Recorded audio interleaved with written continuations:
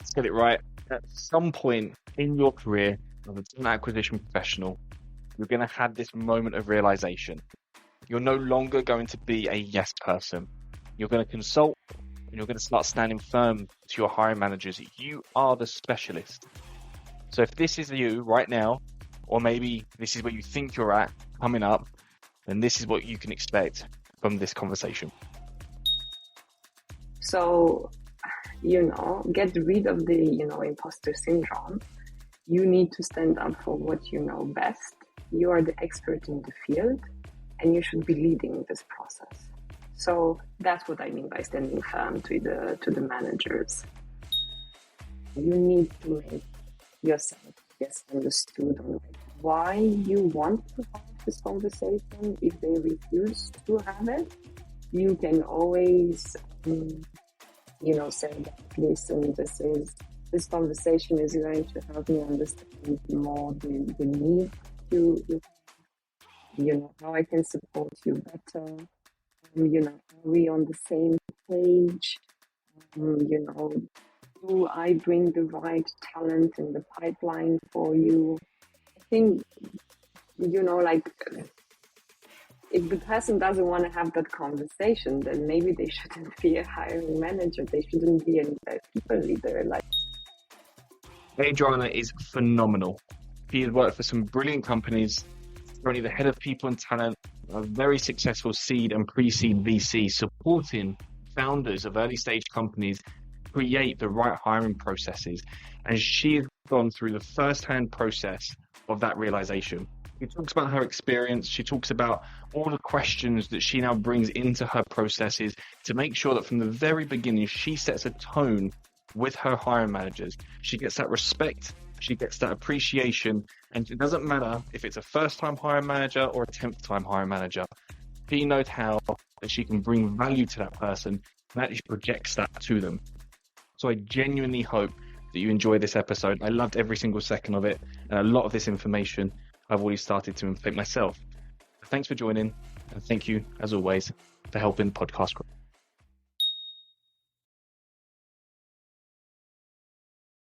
Welcome to Tea Time with Talent Acquisition, the podcast aimed at fostering knowledge and sharing stories within the vibrant talent acquisition community. I'm your host, Eden, and for the next hour or so, I'm going to be joined by an experienced global TA manager who's worked for some of the most recognizable companies to come from Berlin, ranging from GetYourGuide to Babbel, HelloFresh, and Clue.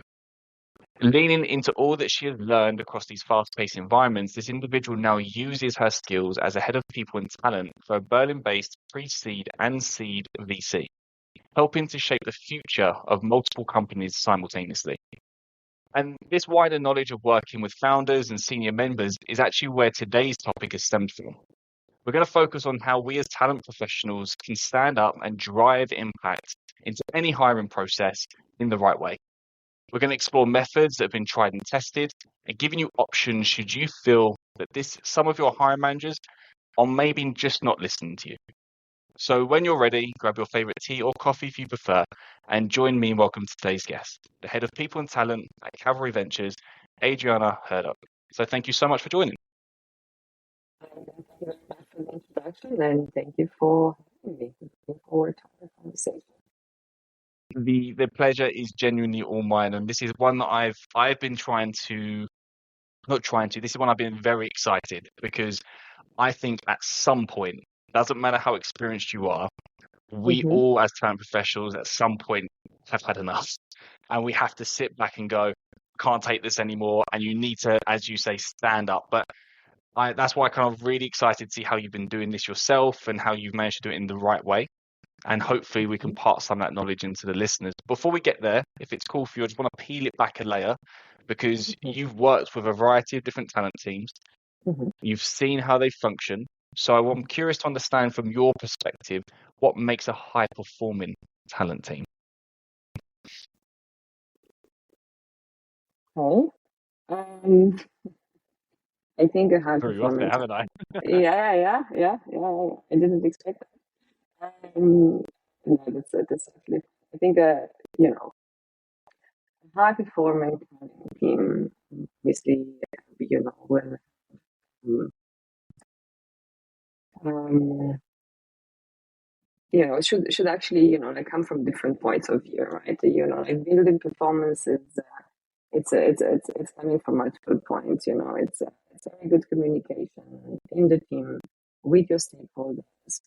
Understanding the needs of the business. Long-term vision. And it's not just a day-to-day job, but rather it's everything combined. So I think this is something that is usually lacking in high performing teams, or like lacking in teams and not high performing teams, like the lack of communication and understanding of the long term business goals.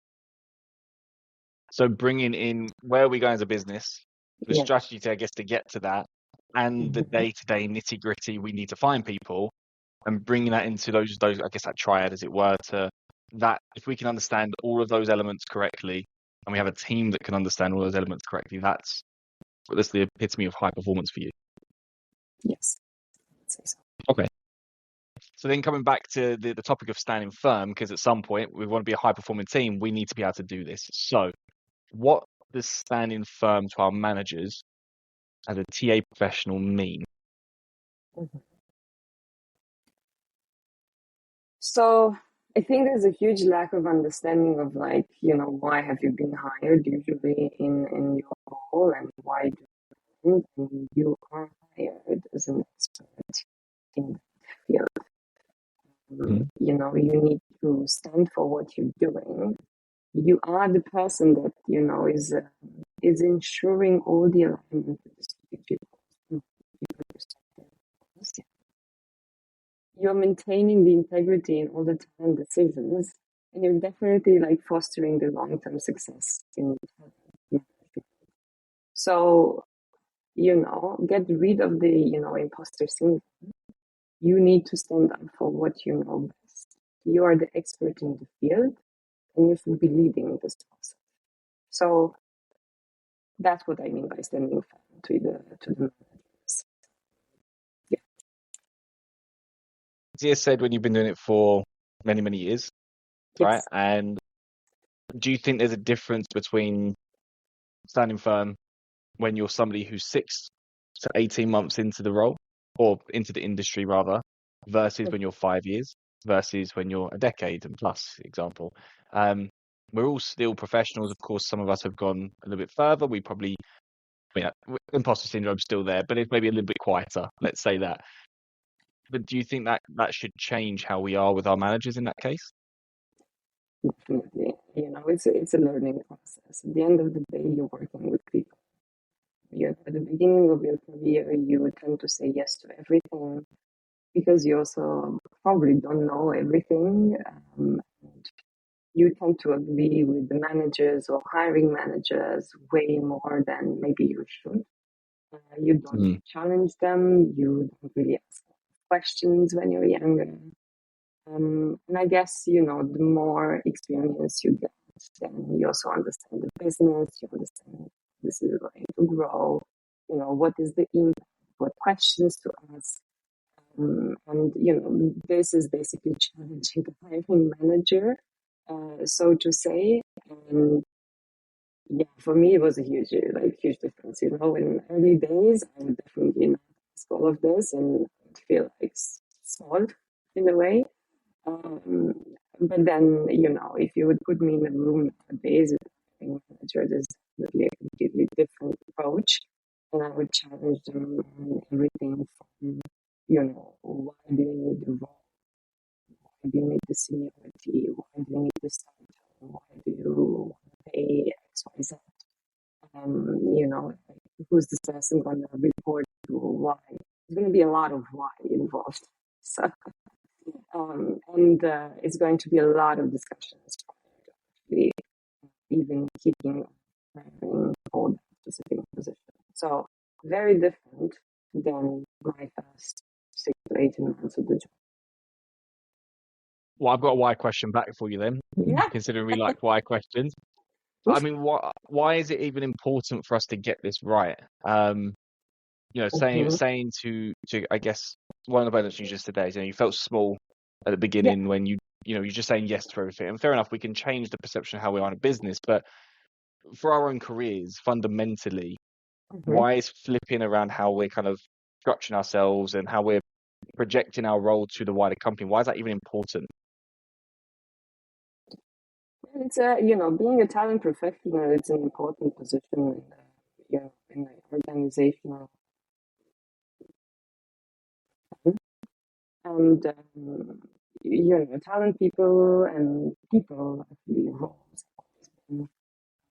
let's say not considered, as important, mainly because they don't really have an immediate impact in, revenue. This is kind of like the wrong approach for it. You're actually saving a lot of money for the business. So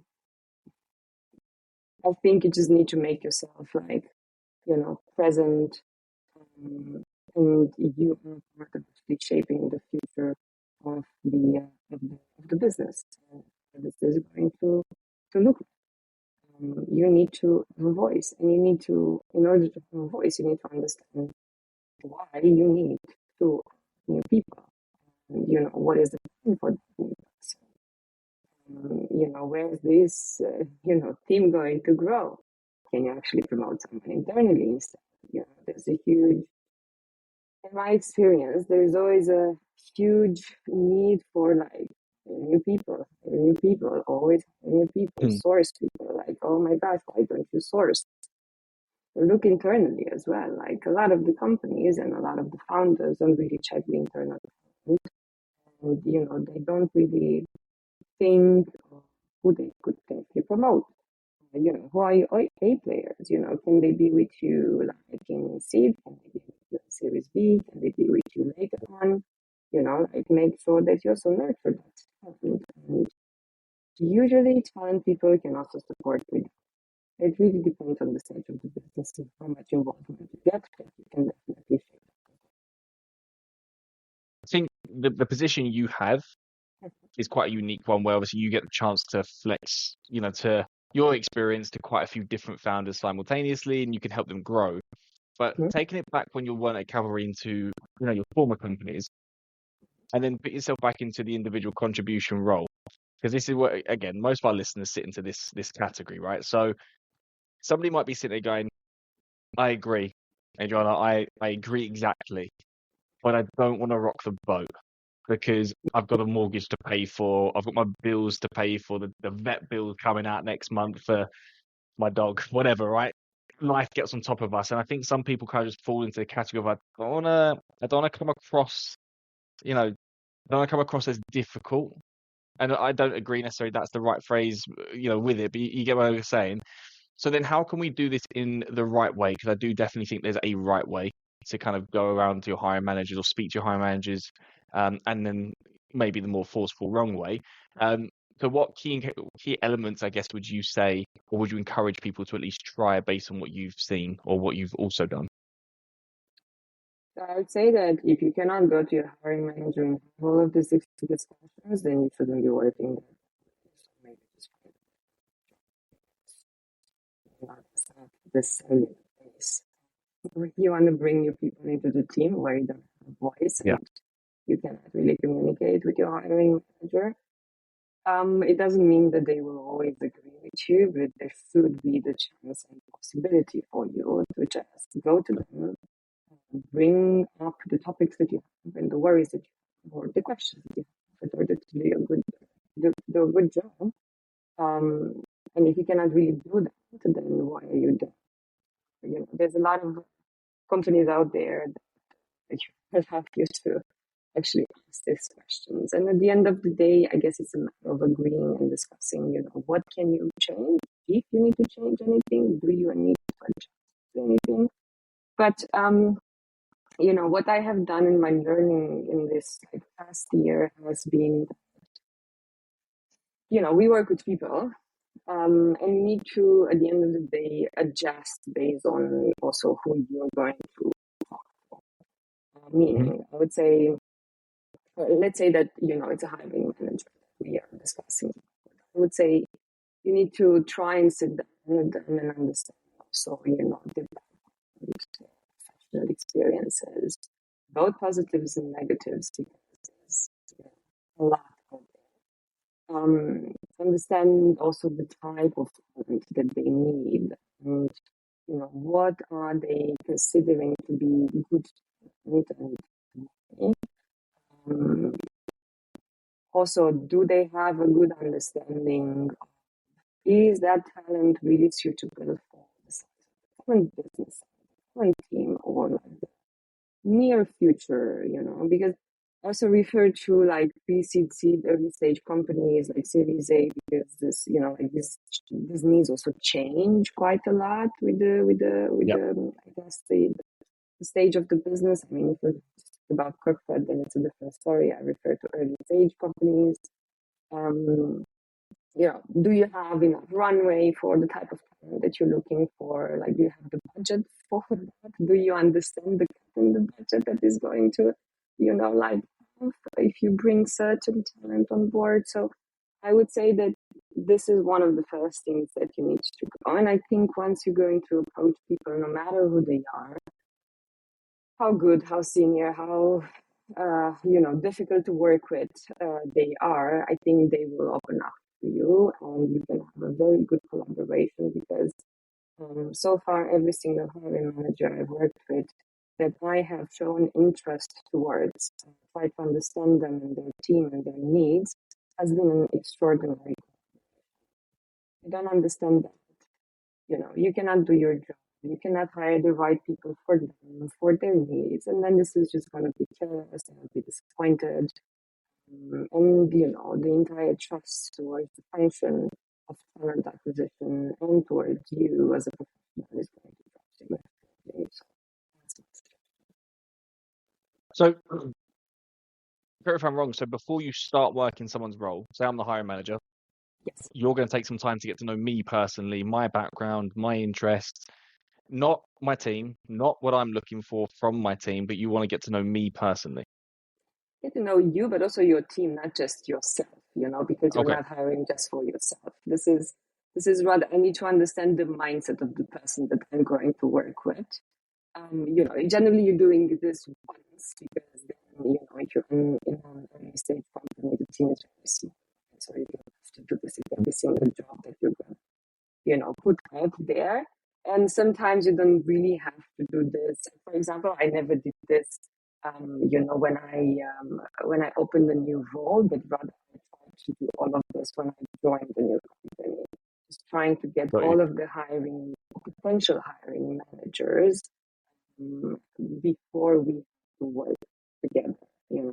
If it was someone new, then of course, like I would, have a conversation with them when it's hiring, or something, a new search.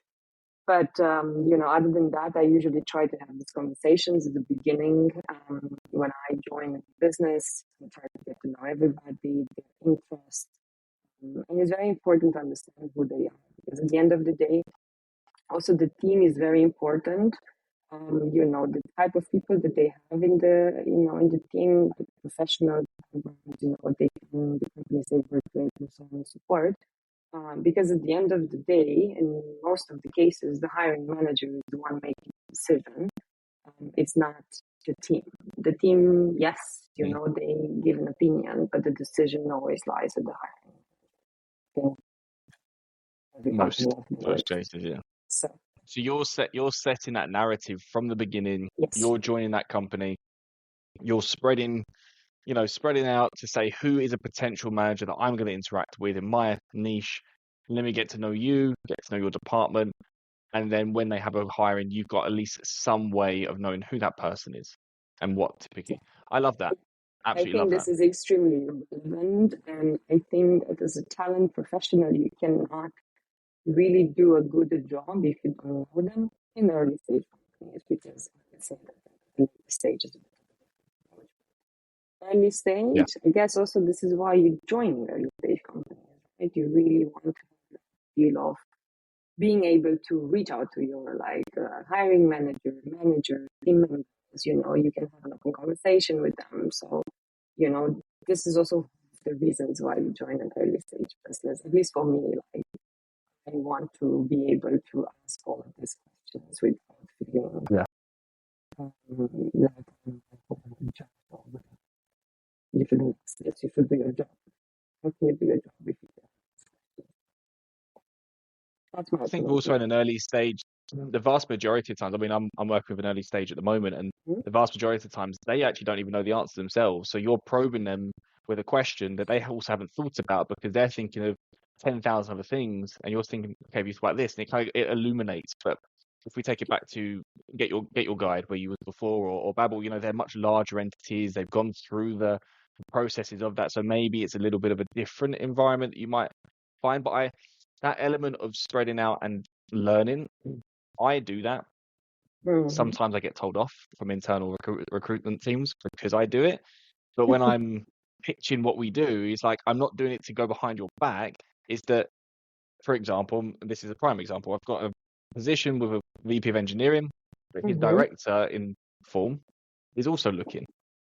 So we get the introduction, but I don't know who that was, who that team is. I have no idea about the team unless I'm proactive enough saying, such and Yeah. such has recommended me, tell me about your team. And then 2 weeks later, the role comes up because I know the role's coming up. So Mm-hmm. I think that is absolutely critical. Absolutely. I mean, and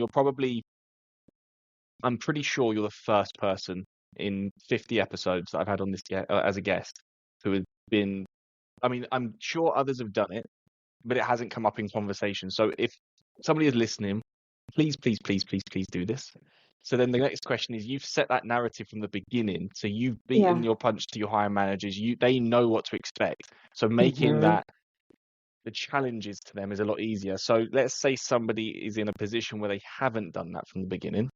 Mm-hmm. How can we then begin to change that narrative if that hiring manager does not feel that that's relevant to them at this time? Is there anything that we can kind of do to, I guess, to move the conversation towards something like that? Mm-hmm. I guess you just have to prove them. Otherwise, you need to bring maybe some examples, bring some data. This always works. Um, but you still need to have the discussion with them one way or the other. Yeah, it's a matter of, I would say, the type of person that you're working with again. And even if you haven't been there from the beginning or the person just recently joined the business, it's never too late to do this. I really, I really cannot think of a person like completely refusing to have this conversation with you as a talent team. You need to make yourself, I guess, understood on like why you want to have this conversation. If they refuse to have it, you can always, say that, listen, this conversation is going to help me understand more the need that you have, how I can support you better. Are we on the same page? Do I bring the right talent in the pipeline for you? I think, like if the person doesn't want to have that conversation, then maybe they shouldn't be a hiring manager. They shouldn't be a people leader. Like really, I really refuse to consider that there's someone like that. Even if you're going to try to have a nice conversation with them about this and give them the reasons on why you want to do this, they will refuse to do it. Yeah. And I think it's very important, right? Very, very important because I will give you an example. Like a couple of years ago, I was still learning about this, and I haven't really done it. And I haven't really had a conversation with the hiring manager. It was a bit of a change in the business that I was with, and then we decided to hire. I think it was a data engineer, if I recall correctly. It was a while ago when this data engineering was kind of like a new New role still thing. on the market. And we didn't really like sit down to understand, why do they need us?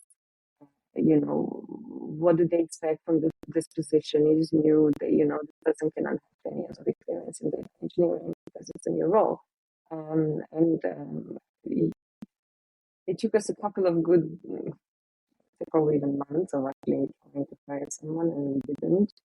to later find out actually that none of us are interviewing for the same thing. It was really, we were just on completely different page of expectations, and it was a huge reality, punch for me, because I just realized, like, hey, you really need to sit down with these people and actually have a proper conversation with them to understand what they want, especially when it's a new role, let's say, on the market. It was like a long time ago. So, yeah, I think this was an example that I had to deal with in my younger days as a TA professional, and it was a good learning why we didn't hire. And to be honest, once we sit down and we discuss the reasons and the expectations, we actually filled the position extremely fast. We knew what we That links wanted at the back. end of the day. I would say that links back to what I said literally at the beginning. At some point, and yours was obviously in your younger years, at some point you get to this realization thinking that we need to be doing something about this. And obviously in your Yeah. case, it's maybe that was the exact catalyst, or there was, a number of things around it that happened simultaneously that got to that. But that was from what you're saying there, to me, that's your turning point, thinking, okay, there needs to be a better way. And now you make the switch. But I think, we have to go through those trials and tribulations to get to that point. And Yeah. hopefully the more younger people in the careers listen to this and go, actually, it's not a wait for it to happen. It's podcast listening, obviously, with these two going, I'm going to now make that switch. But what I'm hearing on that example is really more about collaboration between the hiring manager, the people team. But obviously in your case as well, you mentioned before when we spoke, there's a huge collaboration between the founding team as well. Because I see it a lot of times in early stage startups. There's a lot of weight that gets thrown around, like this is their baby, their blood, sweat, and tears. Rarely, we're bringing in late stage founders at this point. They've students to a university got an idea, or friends have come together, or ex-colleagues, and they're going through thick and thin and have done unpaid for many years, sometimes before getting their funding. So when we talk about this collaboration, why Yeah. is it super important that we as TA professionals and the people team recognize when we're working with founding teams, when we're working with the management team, why it's really important to get that right from the beginning? I don't know if you always get it right, because in early stage there's always going to be factors that might influence development of the entire process of actually building something. But in my opinion, I think that the people team or TA, who's actually business at that stage, should have a seat at the table with the management team or the founding team, to understand, like, early days, where is the business going, what are the goals for the business, what are the expectations, we have hiring plan for next year. If so, you need to understand, like, for example, if you have any of these next year, why do you need to hire them? When do you need to hire them? The level of seniority. Do you understand actually how long it takes to hire someone? In Germany, it's a long process. 3 months of notice period. You need to start very early with hiring. And I think this is crucial to understand, because then this is definitely going to create more realistic expectations, and also like realistic business goals, and yeah, you can basically save the company also from spending a lot of money because of an emergency that you didn't really plan for. Understanding the needs from the get-go, I think, is very, very important. And you can definitely support the funding team and the management team to properly plan for the next year or 2 years from now. If you have enough experience, if you're in your early days, it's going to be a bit more difficult, but I would always try to ask them to be part of the conversation, so that you can also, like, build on and just try to understand, maybe do some reading, and then you can also support them in the ideas with more data, more input. that's, I think it's very important, this collaboration. Mhm. Yeah. You try, from your own experience, do you try to match the communication style of your managers? So what I mean by that, take what we do. Obviously, we have on the external side, I can speak to people on Teams, Slack, telephone call, Mhm. emails. I know on the internal side, you're going to have your own stack and your preferred. I mean, you would have your preferred communication style. Someone might be able to reach you quicker on Slack versus emails, etc., etc. But Mhm. are you also asking your manager about, if I need to get hold of you, what's the best way? Or because again, I'm in the mindset of thinking, for us, I always ask them, if I need to get hold of you, emergency, best way. Then Mhm. I need to speak to you on a day-to-day, best way, and we break it down. But is that something that you'd recommend? Because my mindset is really thinking about how to communicate with these managers to get on their level to make sure we're syncing up on a regular basis. That's kind of where I'm going with it. I think this is basic process that you need to figure out how it's best, or like find the best way of communicating with the person that you're working with. It can be, as you said, emails, it can be Slack, it can be a fixed meeting that you get every week or every 2 days, or every Yeah. month, so you find the need, the urgency of it. But I think this is basics that should be covered from the beginning of the collaboration. Yeah. So I'm thinking as well, just as you're talking about the whole aspect of standing up or not standing up, standing firm to hiring managers, Mhm. most of it is basic, right? And I think it's sometimes we overcomplicate certain aspects and it's the imposter syndrome comes in, really. And you're thinking, can I ask that? Can I not ask that? And like, for example, the reason I'm asking the question about communication is, do you align to the manager? Or do you get them Mhm. to align to how you like to work? Because definitely had where I align to the manager, and then I find myself working in 4 or 5 different methods with the same company, where one Mhm. person gets a Slack and one person gets a call, and then it gets extremely confusing. And so I don't know that, if you get what I mean from there. I think you might come from a different perspective, um, Yeah, and you probably work with multiple companies also the same time, so then this might make it difficult. I think if you're in an early stage company, even like Series A, Series B, there's not that many hiring managers that you're going to, right? true. So you can find a way, and if you think like this is unbearable, I don't remember who wants what. Then maybe try to also adjust to your needs and way of working. Obviously, it would be easier if everyone would adjust to your own way of working, but that's not realistic because they also have a lot of other things to manage, and they also have, a team, and it's very stressful for them as well. So I think, communication is the most important asset. Try to communicate and find what's the best way for both of you, and try to understand also their needs.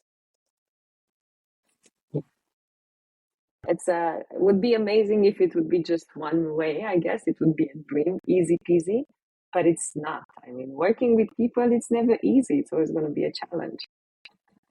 Because I'm curious, because on the external side for sure there's different methods, but I'm just always curious how the internal side of things. But it sounds very similar. Different communication styles happening. Find what's best. I've got one final question for you, and then Yes. I'll let you go. So thank you. So let's say somebody listens to this episode, Yes. right, I and hope they so. choose not. I hope so too, and thank you for who are. There has been a lot of information in there. And let's say, for example, they choose to not take on your advice. We're not standing up firm to our hiring managers. We just continue the way we're going down. Yeah. What are the ultimate, you know, potential issues that we're going to face in our one day-to-day job with that hiring manager or hiring managers, and two, Mm-hmm. actually within our careers as well? Because let's say how it is. We all want our companies to succeed, but unless you own the company, you want your career to flourish. So how is it Yeah. going to kind of impact negatively both those 2 points? Mm-hmm. Um, first of all, everyone is free to, work as they wish to work. Not everyone has to have the same expectations or the same career goals. So I think this is very important. Not everybody wants to become a head of or a lead. Some people are very good at doing just the TA job or the sourcing job for 40 years of career. It's totally fine. So not everybody has Mhm. the same goals. But I think, if you want to grow, if you want to be seen, if you want to have good results in your job, then this should definitely not be missed. You should have the communication and the understanding of the people that you're working with, especially in those roles and even sourcing, I would say. If you don't have this, then this is, if you don't understand what people want and what you should look for and who should you hire, then this is going to become a very frustrating job for you. Yeah. With no results. And, if that's the case, then maybe, I don't know, you should try to find a different job. Because really, like, it's a, maybe it's not for you, right? And it's totally fine. You just need to understand. And if you don't have the results, and if you don't try to improve the results and try to build on communication, you work with people. You really, really need to speak. And people that are in talent usually do like to have a lot of conversations, and they're very chatty. So I don't think anyone would be, against trying to implement at least some of the things that we discussed. So, yeah, that's my opinion. Do it, and if you're not doing it and you're on a stagnate in a way in the role that you are in, you're very comfortable with it, then it's also fine. Not everybody has to be running after titles, goals, and hiring 100 people a year. We haven't got enough companies, I think, for everyone to have a head of, anyways.